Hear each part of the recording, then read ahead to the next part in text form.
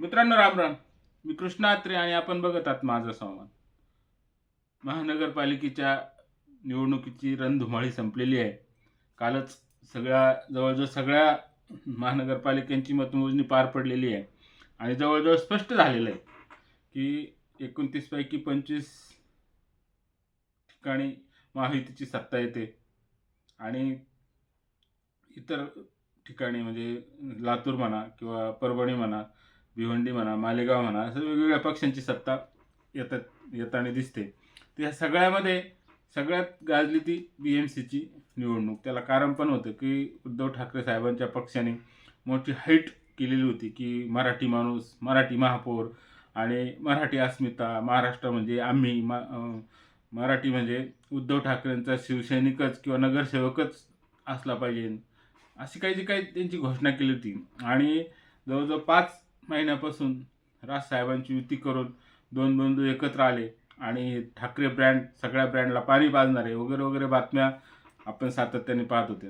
आणि माझ्या मते तरी महायुतीच्या विरुद्ध हे तर होतेच, पण त्यात सगळ्यात जास्त जे काही टी व्हीवाले त्यांनी आघाडी उघडलेली होती. म्हणजे भाजपाला ह्या पक्षांबरोबर लढता लढता ह्या TV चॅनलवाल्यांशी पण लढायचं होतं, त्यांच्याशी पण दोन हात करायचे होते. म्हणजे इतकी मोठी हे झालेली होती. माझ्या मते तरी उद्धव ठाकरेंचा पराभव कशामुळे झाला असेल तर हिंदुत्व सोडल्यामुळं.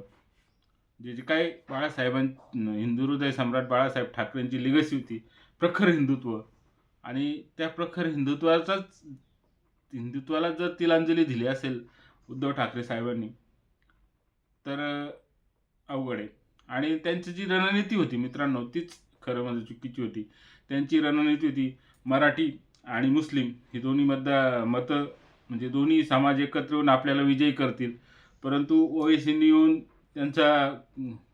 त्यामुळं त्यांनी कदाचित काँग्रेसशी युती केलेली नसेल. पण त्याचबरोबर त्यांनी राजसाहेबांना एकत्र घेऊन जे काही केलं त्याचा त्यांना आता ते पस्ताव येत असेल की राजसाहेबांची काय 20 वर्षाची मैत्री, 20 वर्षापासून भावबंदकी चालू होती ती संपवली आणि दोन भाऊ एकत्र आले.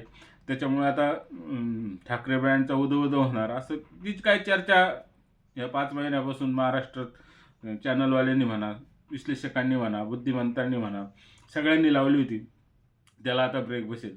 तर मित्रांनो, त्यांची जी रणनीती होती 40% मराठी माणूस आणि 20% मुस्लिम माणूस, 60%च्या आसपास त्यांचं रणनीती होते. परंतु राजसाहेबांनी जे काही वक्तव्य केले वेगवेगळे, बरोबर आहे की नाही.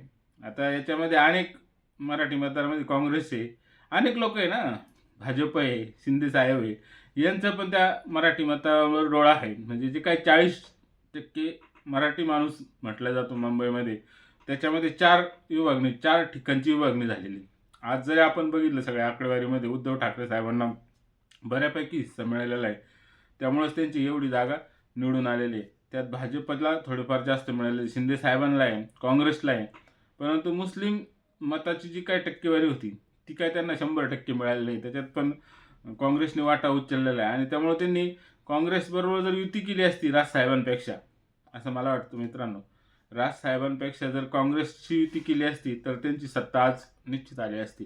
कारण दोन्ही लोकसभेमध्ये बघितलं आपण, काँग्रेसबरोबर युती केल्यामुळं उद्धव ठाकरे साहेबांचे बरेचसे खासदार निवडून आलेले. मुंबईमध्ये इतर सगळ्या ठिकाणी मुस्लिमांच्या मतांच्या जोरावरच उद्धव ठाकरे साहेबांचे बरेचसे खासदार निवडून आलेले. ते विसरले आणि मराठीसाठी किंवा याच्यासाठी आपल्या भावाला सोबत घेऊन पायावर कुऱ्हाड मारून घेतली असं तरी मला वाटतं मित्रांनो. आणि उद्धव ठाकरे साहेबांनी हिंदुत्व तर सोडलंच, आपल्या पिताश्रींची कडवी हिंदुत्वाची रेषा पण पुसून टाकली. आणि जे काही बाळासाहेबांवर प्रेम करणारे, ठाकरे साहेबांवर प्रेम करणारे हिंदू लोक होते ते पण नाराज झाले. त्याच्यातून ते बरेच तुटाफूट झाली. म्हणजे त्याचनंतर उद्धव ठाकरे राजसाहेबांना बरोबर घेऊन राजसाहेबांचे जे काही वक्तव्य आहे आपण बघितलं असं ना, प्रयागराजच्या कुंभमेळ्याला वर टिंगली करणे किंवा दहीहंडीला मटण हंडी पाहिजे तिथं तरच जातो आम्ही वगैरे वगैरे, त्यांचे वक्तव्य मोकार व्हायरल झालेले होते. आणि त्यामुळं हिंदू लोक असे सहिष्णू असतात मित्रांनो. हिंदू समाज सहिष्णू आहे, मुस्लिम समाजासारखं लगेच रिॲक्ट होत नाही. त्यामुळं ह्या सगळ्या गोष्टी त्यांच्या ध्यानात राहतात, विचार करतो सगळा हिंदू समाज. आणि हे जर असे बोलत असेल मुस्लिमांच्या मतासाठी, आपल्या जे काही आराध्य दैवत आहे, आपले जे काही आदर्श आहे, आपली जी काही आस्था आहे, त्यावर ते प्रहार करतात. आता उद्धव ठाकरे साहेब सातत्याने जय श्रीराम म्हटलं तरी त्यांना राग येतो. जय श्रीराम का म्हणायचं, जय महाराष्ट्र का म्हणू नये. म्हणजे जय श्रीरामाला सुद्धा त्यांनी विरोध केलेला आहे. म्हणजे रामाला विरोध करता करता, भाजपाला विरोध करता करता त्यांनी प्रभू रामाला सुद्धा विरोध केलेला आहे. म्हणजे हे जे काय हिंदुत्व सोडल्याची सजा ठाकरे बंधूंना मिळालेली आहे असं मला तरी वाटतं मित्रांनो. हिंदुत्व इतकं जे काय देशाची 70-80% जनता हिंदू आहे, त्यांच्याच आस्थेवर तर तुम्ही प्रहार करत असेल तर तुम्हाला कसे मतदान करणार आहे. म्हणजे 20%च्या मताच्या लोभापायी 80%च्या जी काय मतदारसंख्या आहे त्यांच्या आस्थेला तुम्ही प्रहार करणार असेल, त्यांच्यावर टीका टिप्पणी करणार असेल, त्यांना वाईट साईड बोलणार असेल, त्यांच्या आदर्शांवर तुम्ही गरळ वाकणार असेल, तर जनता बोलत नाही मित्रांनो, आहे की नाही. म्हणजे व्यक्त होत नाही सामान्य जनता. पण ज्यावेळेस अशी संधी येते ना, त्यावेळेस ते तुमची जागा दाखवून देतात. आणि ज्या 20%वर डोळा ठेवून उद्धव साहेबांनी हिंदुत्वाला तिलांजली दिली, ते 20% पैकी 10% पण त्यांना मिळाले का नाही ती शंका आहे मित्रांनो. कारण त्यांनी सांगितलंच संजय राऊत साहेबांनी की भाजपने ओएस साहेबांना पाठवलं आणि आमचे गणित बिघडवले. आपण बघितलं असेल. म्हणजे हिंदुत्वाची सोडल्याची सजा उद्धव ठाकरे साहेबांना मिळाली असं मला तरी वाटतं मित्रांनो. अनेक गणित आहे त्याच्यामध्ये. म्हणजे गाईचं हिंदुत्व, ताईचं हिंदुत्व, काय काय नाही बोलले राव. म्हणजे तुम्ही ठीक आहे भाजपाला विरोध करा, त्यांच्या रणनीतीला विरोध करा, त्यांच्या ध्येय धोरणांना विरोध करा, त्यांच्या नेत्यांना विरोध करा, परंतु हिंदूंच्या आस्थेवर का प्रहार करतात. बरोबर आहे की नाही. हा पण विचार करायला पाहिजे की नाही का. त्यांचे जे काय कोणी सल्लागार आहेत ते त्यांना कळत नाही का. 80% तुम्ही जर 40% मराठा म्हणजे हिंदूचे, बरोबर आहे की नाही, त्यावर जर तुम्ही सगळे तुमचे गणित अवलंबून ठेवत असेल, तुम्ही त्यांची रणनीती त्या 40%च्या भोवती जर आखत असेल, कारण परप्रांतीय लोक राजसाहेबांमुळे यांना मतदान करणारच नव्हते.